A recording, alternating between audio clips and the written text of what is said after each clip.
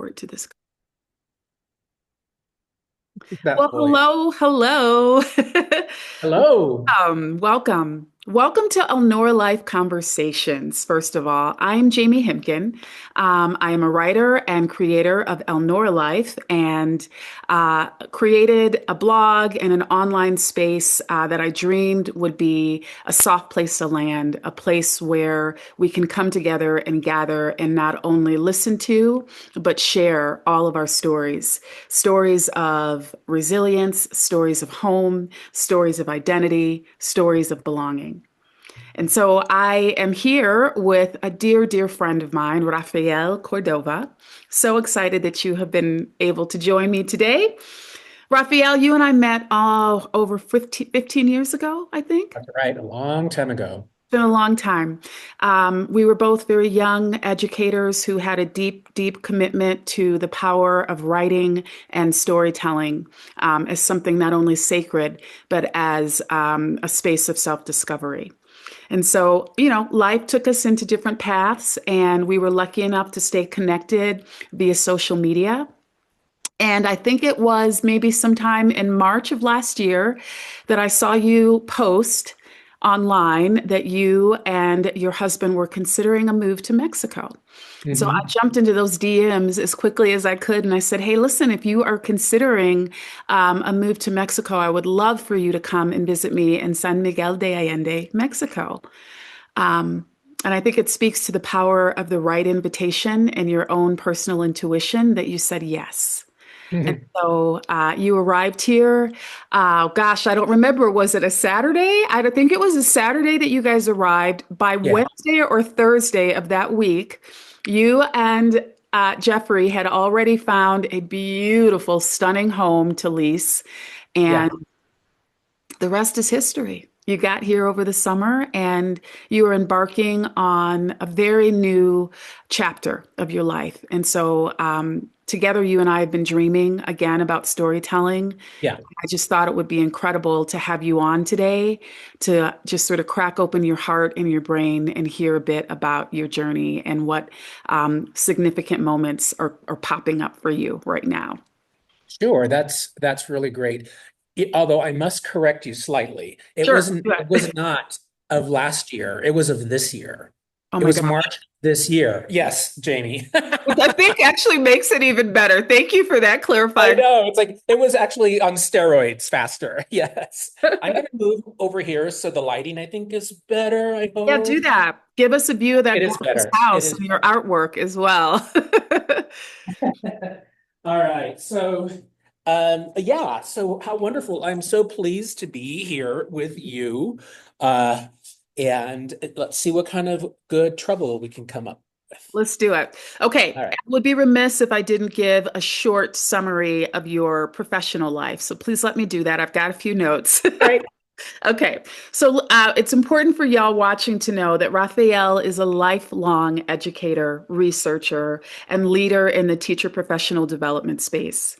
He has served as a university professor, a school principal, and was one of the founding fathers of innovative collaborations like the CoLab and the Piasol Bluffs Writing Project. His work has always been rooted in literacy, equity, and the creation of vibrant learning communities. So, thank you so much for your service to children and to the world of academia. I appreciate Oh, that so much about you. thank you, Jamie. It's been my pleasure. It's really been an adventure, and I'm very grateful. So thank you. You're welcome. Okay, we're going to jump in, and I'm going to start with a couple of just fun questions Okay. just to get us warmed up. All right, question number one. If your life were a soundtrack right now, pick one song that captures this moment. What would that be? Well, it's a song by a Spanish artist whose name is Juan Serrat, and it's called Cantares, songs Cantares, and it's the song is about an homage to a very famous Spanish poet and resistance fighter against fascism, whose name was Antonio Machado. And the song is really lovely. It really features his poem, but the song begins with uh, todo pasa y todo queda, pero lo nuestro es pasar. Pasar haciendo caminos hacia sobre la mar. So everything um, passes and everything stays, but it is ours to pass and to pass through towards the ocean. It's really then later it's there is no road, journeyman or journeywoman. You make the road by taking the first step, and so that's that song. And it's with me all the time, and I love it. I was listening to the song again today on the way to the gym this morning, and I just love it, love it, love it, love it. Beautiful. Fun fact, Rafael, don't let him fool you. If we have a few cocktails and a microphone, the two of us can have some serious fun with karaoke. I was remembering that this morning, listening to that song that I sang that time. That's I love funny. it. Okay, imagine you could invite three people to dinner, living or gone. Who would they be? Three? Three. Um, I also okay. want to know what you're making for dinner on this occasion because another fun fact is Rafael is an incredible cook. But maybe we'll have that conversation another time. Okay, sure, sure, sure, sure. All right. So who would I invite? For sure, I would invite one of my favorite literary theorists. It was a Chicana. She's passed. Her name was Gloria Anzaldúa, and she was a queer Latina woman who was born and raised in the borderlands of Texas. And in the late 80s, sometime, I think it was late 80s, early 90s, she wrote a book called Nepantla. Uh, and I forget the subtitle, but it's something Life Among the Borderlands. And what was really interesting about that book that she wrote, it was introduced to me by a fellow graduate student, was it told the stories of multiplicity because she was a lesbian woman Chicana American, she felt rejected by the official Mexican culture in the country of Mexico, and at the same time rejected by our United States culture, and also the duality of sexuality. And so, what was really interesting about this work she did, Gloria, is she really talked about Nepantla, which is a Nahuatl word, which means a state of in-betweenness. We're not here, we're not there, we're here in this space where all of these places interact. So she would be one person.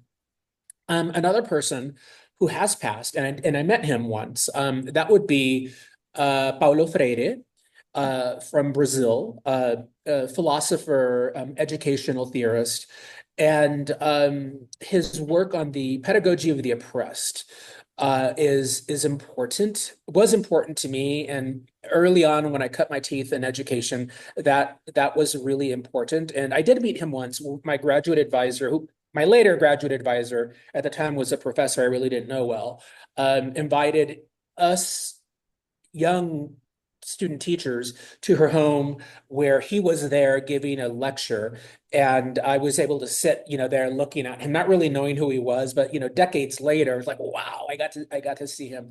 So Gloria Anzaldúa, Paulo Freire, and the third person, and it's one of the persons I dedicated my dissertation to, and that would be my late grandmother, my mom's mom. And she was never formally educated, and so her formal education was just living life, raising a family, being the youngest of like 10 kids, and a migrant field worker. She taught herself to read and to write. So I would love to have a dinner with the three of them, just so that my grandmother would experience these brilliant people who would make the case for her that her life was not a waste, because Oh, until the day that she died, she believed that she could have done more, and she was not very, she thought herself as not being very smart. I'm like, oh no, my God, you're the smartest woman in the world. So I would love to have a dinner with the three of them for Gloria Anzaldúa, to basically tell her, had you been born 25, 30 years later, you would be doing this kind of resistance work. And then for, of course, Paulo Freire to help her understand something that I couldn't help her understand because I was her grandkid, right? That the oppressed people are oppressed because they've been convinced that they were oppressed by all these different systems, and there's a pedagogy to resist and push against that. So I guess those would be my three people. Thank you for that. I love it. You and I have spent many a time or a night on a couch talking about our heritage, about your grandmother, and about all the seeds that were planted for you. So I would love to sort of start there uh, Okay. with your background, with what came before. I love this African term Sankofa, which is the picture of a bird whose neck is twisted behind, and it literally means to return and get it, which essentially means to return to your heritage, to return to your roots, to return to everything you know, to find and cull the wisdom from it. Yeah. And so let's take a minute and go back to belonging and to home and to heritage. And forgive me, I've got some notes here. Sure. Just a little bit about where you grew up and how, I do a little, just for folks who are listening who might want to come on and share their story. There's always a little reflective component before someone comes on. And in your reflection, Rafael, you mentioned that you had to work in the field with family and friends. And so I guess my question is twofold. Tell us a little bit about where you grew up and tell us a little bit more about that experience and the sense of belonging and identity that you found in your childhood. Yeah. So I grew up in a very small town on the eastern part of California, Southern California, uh, on the Colorado River, a little town in California, and across the river, there's Arizona. My mother, who's still living, and she's the most amazing person in the world, she settled in that town like around maybe age 10 or 12, something like that. They had been migrant field workers and they went all over the southwestern states, traveling, following, the seasons and work.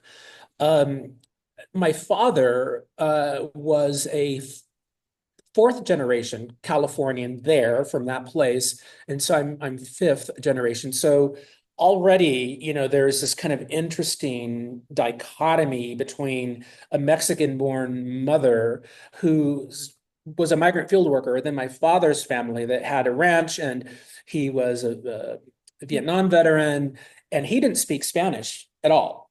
Lost it, right? Through a lot of, uh, ways that at the time immigrants were made to feel bad and welcome to today. And so anyway, I grew up in a household that was bilingual. My father's family only spoke English. My mother's family spoke Spanish and English. So as a result, I was able to grow up in that kind of space.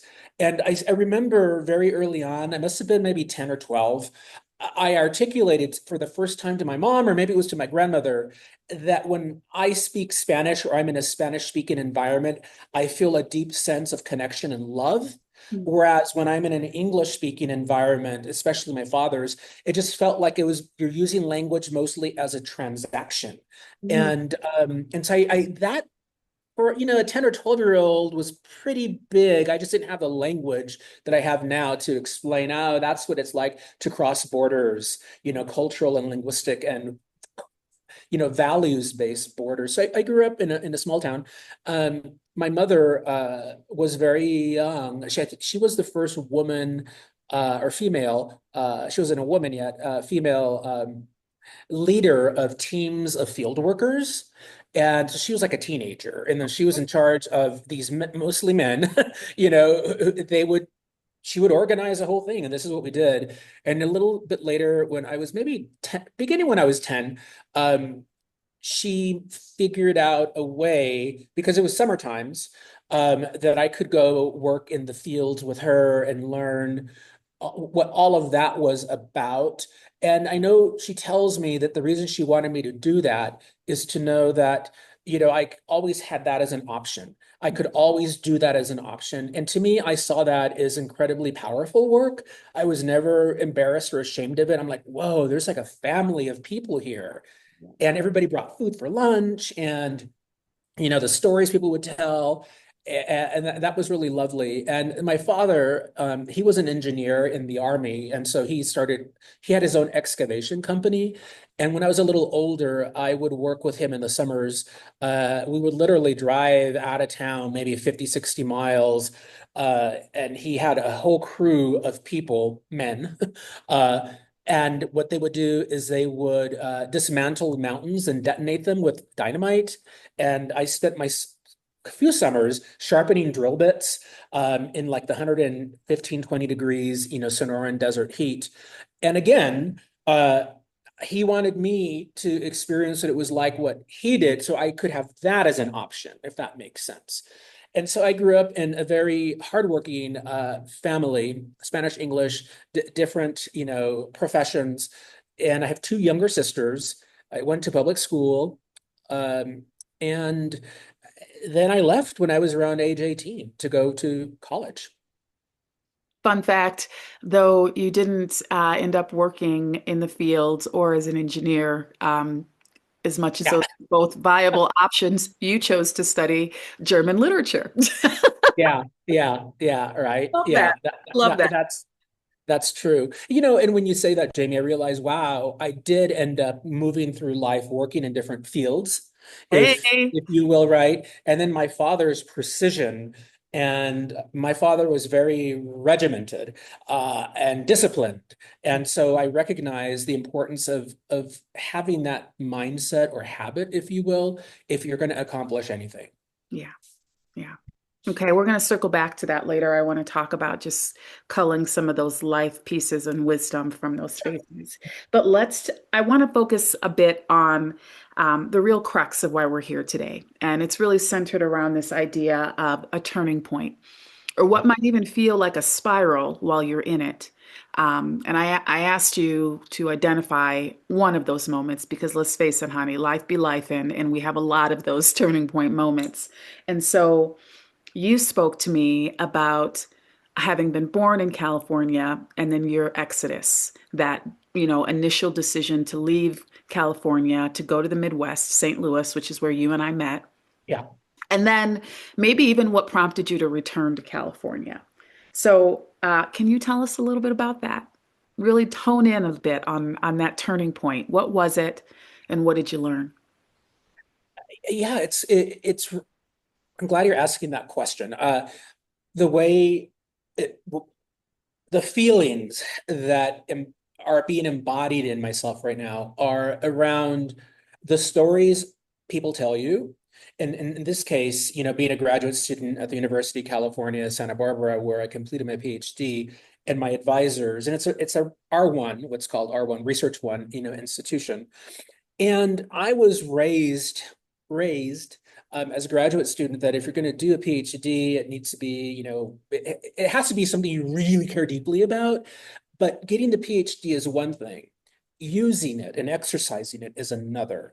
And so I was sort of raised in this environment where you needed to go far away once you finish the PhD to make your life and make yourself and bring these ideas that were incubated in this setting somewhere else. So I knew that I would need to leave Santa Barbara. I knew it, or I could just stay and do things that other people do, right? Um, and I remember when I left for the Midwest, my mother told me that she had to field like a lot of criticisms around why is he leaving? His life is so perfect. Look at his life. So after you left, everybody was Or yakking. even during the process of leaving, Right. and I'm Even like, before you left. Yeah. yeah, I'm like, Mom, you don't have to like defend me. She goes, No, I need to because you have a perfect life here. And people are wondering, are you stupid, for leaving this? And my mom said, No, he's not. He has to. I still remember her using this language. Él tiene que desarrollar su sabiduría. He needs to develop his wisdom elsewhere. Okay. And I'm like, Love go that. mom. If this is That's, and I'm like, is that what I'm doing? So but I ended up in the Midwest at age 36. Um, and why the Midwest? In my former life, my former partner and I, we had a place in Galena, Illinois, northwestern Illinois, and so I love the Midwest. I fell in love with the Midwest, and so I also had a writing project friend at the University of Missouri St. Louis, and fast forward, moved to the Midwest, and it was really one of those turning points where I knew literally physically, I couldn't take everything with me, my stuff. So what do I leave behind? What do I sell? What do I carry with me? And it was like that when I was a brand new baby professor there at Southern Illinois University, Edwardsville. It's like, okay, I know so much from where when I was in California. What do I sort of clip away because the new context will not understand that? And what do I bring forward that is durable, that has value, and I know has value? And here's the thing I still remember, okay, I used to know how to do things like this in when I was younger, but now I have an opportunity as a professor to really practice and really dig into, so why am I using this strategy? And why is this the outcome? Where before it was like I understood it. and to clarify, I just want to add a clarifying point here. Yeah. Your first post, your first professorship was in the Department of Education teaching teachers. Correct. Yeah. Yeah. Okay. Yeah. So Just want to I make was sure folks can follow that Oh yeah, because sure. In that first post, I was working at the undergraduate and the master's level. yeah. So, and I started a writing project. I was able to, um, with the National Writing Project, able to co-develop, a culture and community of teachers who teach teachers to become teacher leaders, and that's really essential to me, to my core being. And so that was like a big turning point. I think it was like a rite of passage where I was still like a kid, even though I was 36. Um, I was like, okay, I left my world. I'm in a different world. What is it that I have to what is it that I need to do, need to know to start all over again within a different setting, different culture, slightly different values. Very. And yeah, so that was like one of the big first turning points. If I can offer you a mirror for just a minute, I also want to say that I think you might have been 36, I 26, 27 when we first met. Yeah, Maybe a little less, maybe I don't know what's the difference in age then. How old would I have been if you were 36? I don't know. How old are you now? Well, if you don't want to I say. I was born in 1970. I'm 55. Okay, so we're 7 years apart. Oh, okay. Wow. So, but like you, I came to the St. Louis area, to Edwardsville, Illinois, from Chicago. Very, like you said, very different environment, very different ethos, with my own heritage and culture. And so, Edwardsville, I would say by and large, not that this is true of all of St. Louis, but I think Edwardsville is a pretty homogenous, wealthy area, despite the fact that there's a university and a lot of things going on. Yeah. So I say that to you to say that there was something incredibly breathtaking about being in your presence and being able to see what it could look like for me later. And so there was just a deep sense of affirmation that you provided me in a time when I too was feeling a little lost and ungrounded and unsure of myself and how Oh, to find my footing. So just want to give you that perspective, thank even though you. it felt like you were green for someone like myself. It was a breath of fresh air, and I just wanted to be in your space. I just wanted to know who you were. Yes, yes. That's Yeah. so kind. Thank All you. right. All right. So now we understand the academic context and what brought you to St. Louis. Now let's talk about the real, which is what you learned like for lack of a on that hero's journey, for lack of a better way to describe it. I talk about, I'm an English teacher for those who don't know, and the hero's journey is a Joseph Campbell idea that is rooted in the notion that each and every one of us is a hero in our own story, and that the path that leads us to awareness, to understanding, to enlightenment, maybe some changes and bumps in the road for each of us, but in general, that story looks pretty similar for most people, not just in America, but in the world. This notion that we have to have an exodus, to leave home, as your mother said, and let the world teach you a thing or two until you come back someone new. That's what I want to talk about. Okay. Tell me, what were the challenges? I mean, and I want you to really root and place this in your identity. Who were you when you showed up in St. Louis? And so what, and then what were those challenges? Yeah, I what I can now say took place when I moved to the Midwest to St. Louis was an ongoing process of bringing together what had previously been disparate parts of myself. So I remember very Name early, those things. Yeah, name okay, those disparate yeah, parts. so I remember very early on having a memory um, when I was a little younger, as a young writing project teacher in Santa Barbara, we had a poet, Kim Stafford, visited us, and he made some comment about, to him, it was probably like everyday language, but for me, I'm like, oh my God, like the light just opened up from the heavens. And he talked about when he writes poetry and when he goes public with it, that it's always an opportunity for him to clarify his allegiance to his beliefs. So that's what he said. And I'm like writing this down, and I was like maybe 26 at the time, going, what on earth does that even mean? Right. And so fast forward, I'm in the Midwest. I'm going, oh, Lordy, Lordy, Lordy. Now I understand some of what this guy was getting at, because I now have to clarify my allegiance to my beliefs.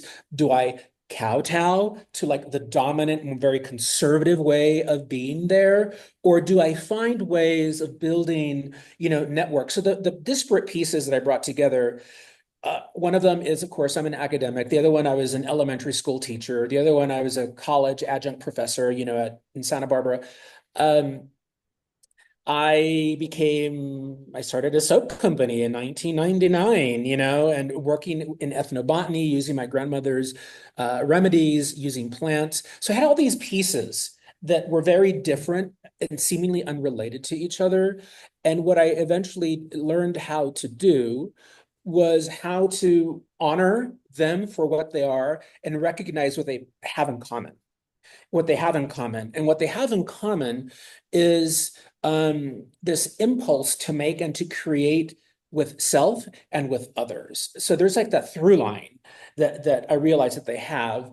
And I used to be ashamed when people found out that I had a soap company, because here I am polishing myself with this outward looking, facade as an academic, only to realize like much later that who gives a crap? I don't care what you think anymore. This is who I am. And I want you, my students, to develop the courage in the community that we're in to let those pieces of you that maybe have been silenced, or maybe you've been felt ashamed of sharing, come out, because those are little mirrors and reflectors for all of us. And so that was like a time in my life where I began to sort of like take off the different layers, because it was like so constraining and constricting.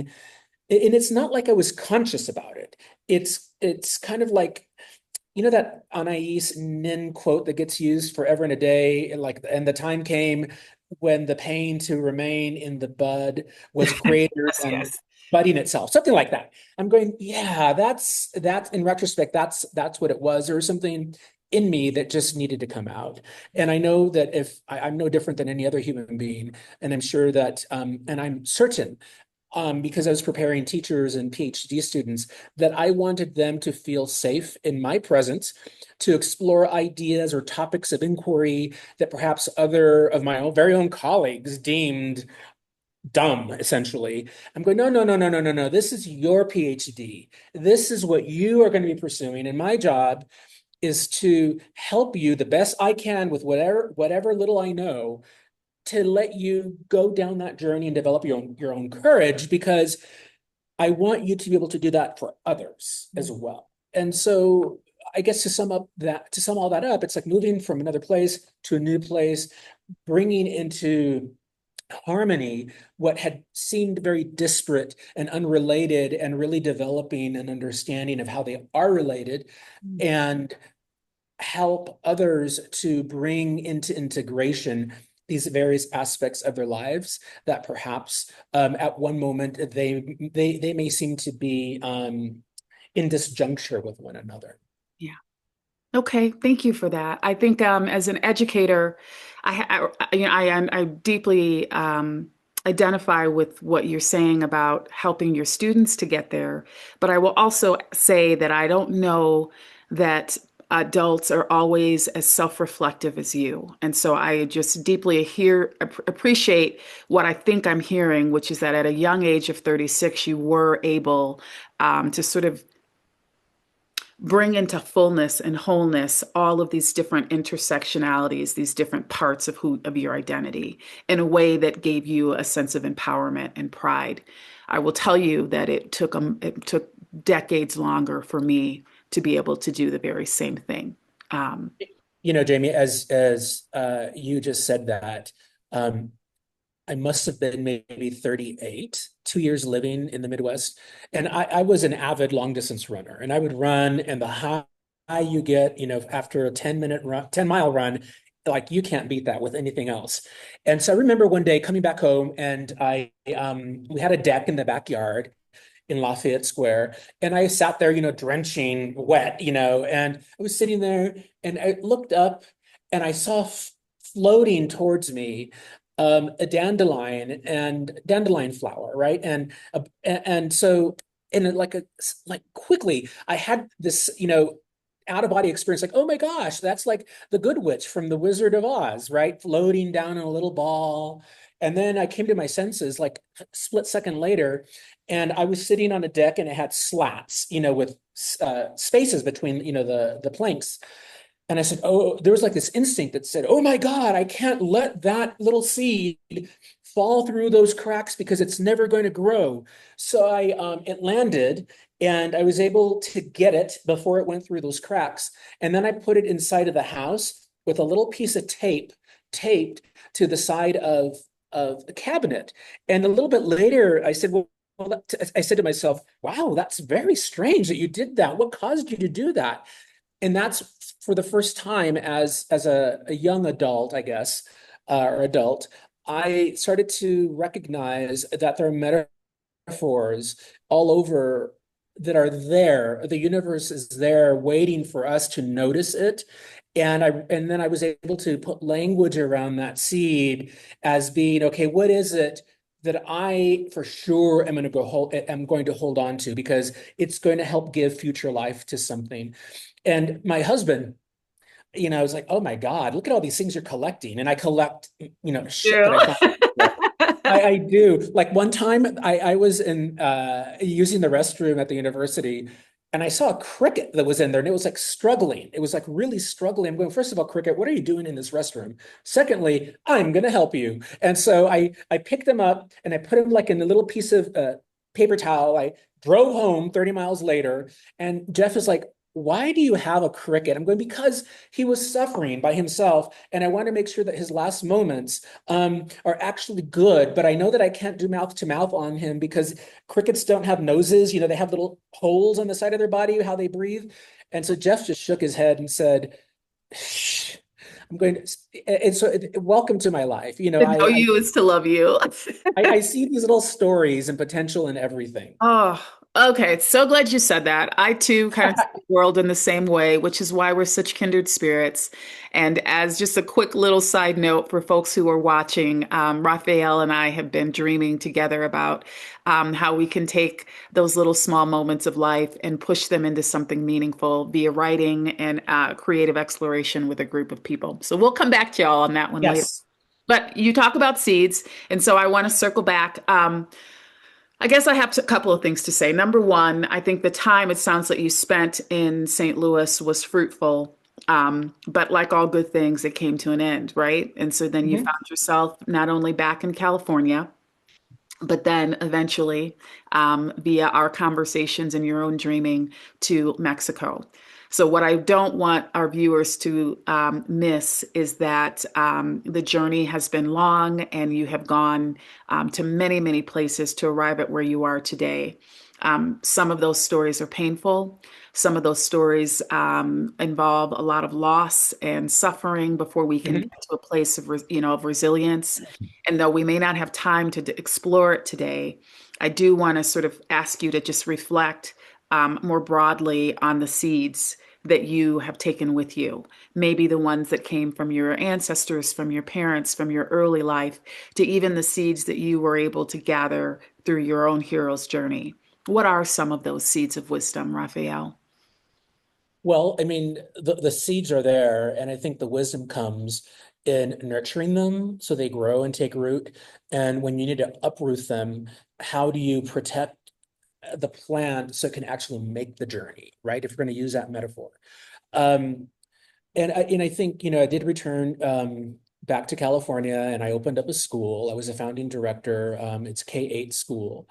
And that was both an exhilarating time and it was also a very scary time. And what I mean by that is it's using the metaphor of growth and planting and so forth.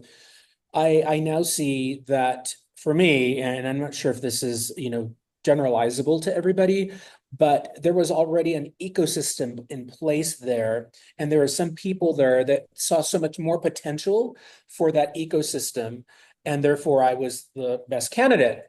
And I recognize that sometimes an ecosystem is so entrenched in the way it does things that it can't even recognize that there's a need for something new. There are people there that want to have something new, and they bring people in to help them create that newness. But yet the ecosystem persists because it lives in fear and it lives in always wanting to do the same thing. So I don't think that's any different for anybody else going into a different situation. I think that's like it might be universal. So I did that for a while, and I did some good work. And I think the biggest piece of wisdom there that never went away. And I was unpacking boxes the other day. I have like every journal I've ever kept in a box that I carry with me everywhere I travel, and the box gets bigger and bigger. So this is a notebook that I had when I was in the Midwest. Well, one of the many. And in it was an exercise I think I led with regard to teachers, teaching teachers in a graduate setting. And I believe the exercise was find different quotes that really speak to you in terms of what we've been reading in class and write them down. And then we do like a gallery walk and read each other's quotes. One of the quotes that I selected here is by Kathleen Blake Yancey. And this is regarding writing. And I'm a very, very big, rabid person who writes and believes in the power of writing for liberation and self-discovery. And so the quote is, writing has never been accorded the cultural respect or the support that reading has enjoyed, in part because through reading, society could control its citizens, whereas through writing, citizens might exercise their own control. And so that's a seed that's always it's grown and matured and its DNA has become more robust. And so that's one of the elements that I bring, I still carry with me. It could literally physically be the act of writing. I write a lot, I've published a lot, but it could also mean, waking up in the morning and walking out and take a long walk and discover how you actually are inscribing yourself in the world around you and how the world is there as a book or many books, to flip through and experience. And so that metaphor is literal, but it's also, very figurative. And I carry that with me. How I always wonder, okay, what is this leaf saying to me? What does I almost got hit by a car because I wasn't paying attention. What does this say about life? And so that's one of the seeds that I have with me, is that living is simply an act of joy, but sometimes the environment or the ecosystem might be too harsh. It may not even be ready to understand what is there to be offered. And there needs to be a very active resistance towards that. There's a resistance towards that. Because if we all acquiesce, then everybody will acquiesce. There'll be generations coming after us that never know that there was another way.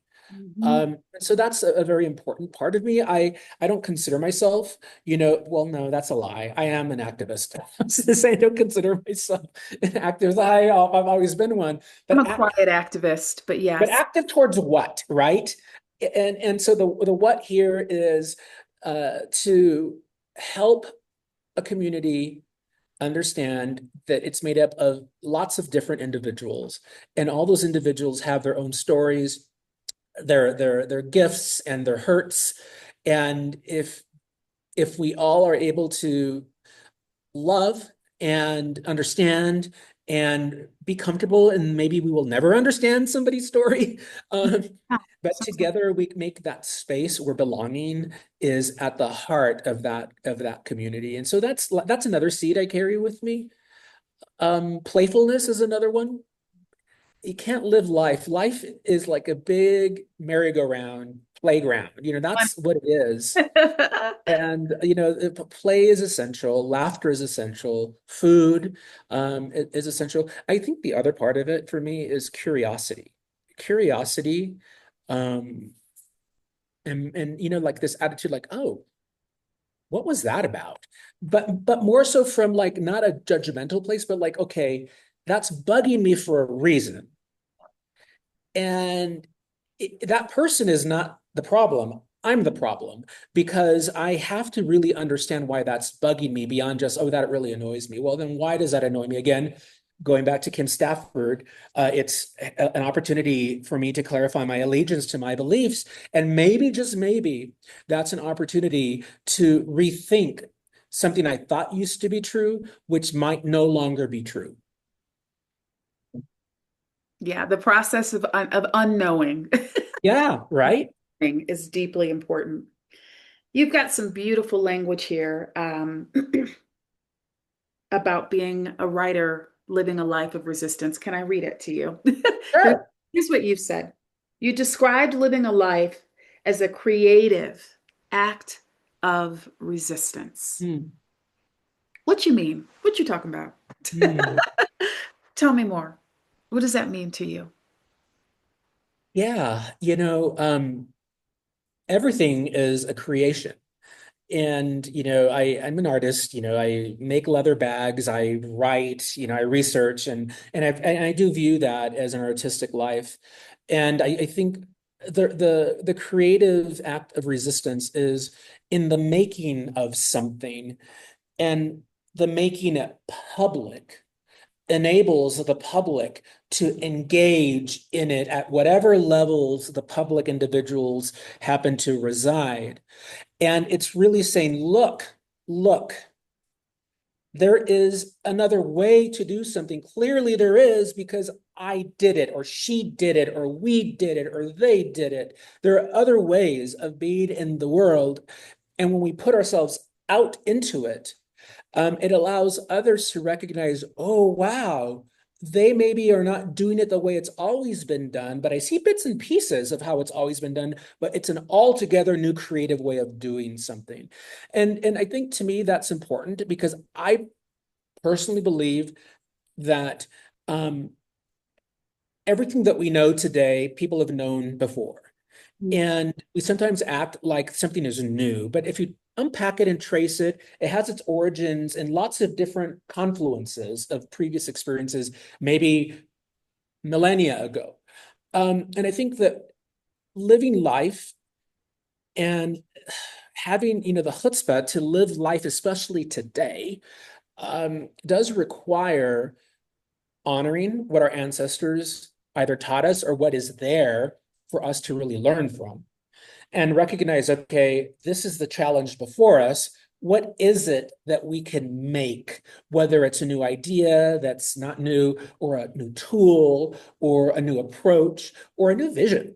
I think that that's, to me, what it means to live, a creative life, and those creations are acts of resistance. Resistance to what? Resistance to just ideologies and approaches that are not working for the neediest of us all. And it's just absolutely wrong. And I have a hard time, living in a world where, oh, this is the way it's always been done. No, it's not the way it's always been done. You fooled yourself into that. There are other ways of doing things. Let's be more creative, and the earth can teach us. And um, they're just, for me, love, community, Yeah. laughter, creativity, doing stuff together. That to me is where God lives. Woo. That to me is where God lives. I don't know that I can add anything more to that. It's Okay. it does. Think, Raphael. I want to just stop and have a moment where I tell you how deeply lucky and blessed I am to have you in my life. Hmm. Excited I am that you are my neighbor in San Miguel, and how much I look forward to some of these passion projects that you and I share coming to fruition. So thank you so much for joining me today. If you are watching today, this is not the last time you will see Rafael. As I've already mentioned, he and I have some dreams that we're hoping to bring to you, where we can create and hold space for the multitude of stories and lessons that each of you has to offer. And we want to hold it sacredly and honor it and create community. And I think, like you Yeah. said, that's the power, and that's the wisdom, and that's the joy of life, is being in those creative spaces together. So thank you for being with us. Do you have any final words, last minute thoughts before we end for the day? I think one thing, homework. Okay. A little bit of homework for anyone who's listening is go out there and interview somebody trying on Jamie's, interview approach. Just interview them to see what new things you can find out. Or maybe if you're even more courageous, someone who might be a stranger that you always see on your daily walks, or on the way on the train to town or something. Strike up a conversation with them, and just, with the mindset that there's a book, that person is like a book that needs to be cracked open, and as are you, and maybe you find similar stories among yourselves. I think right now, I guess my final words are, it's time to really get out of this being afraid mode and recognize that we do have all the courage in the world to do amazing things for us, ourselves, and future generations. And we have to reach out and stop being in isolation. Yeah, I second that. It's the antidote. It is the cure. Hmm. What ails us right now in this season of life. Well, thank you so much Thank you. on. Those of you at home, thank you so much for watching. I will be back. In fact, next week, join me again where I get to stare at the camera all alone because I realize I haven't had an opportunity to tell you my story. And so that's Ooh, I can't wait. and then what else? Please go and log on to elnoralife.com. Especially if you're interested in sharing your story with me, there is a little tab at the top that says share your story. If you'd like to be here online, or if you even have a written story that you'd like to share, I'm dying to have it. So please, please, please do that. Um, I think that's it. Until next time. Until next time, Jamie, you're amazing. I love you. Likewise, my friend. Take care. Bye bye. Bye, everybody.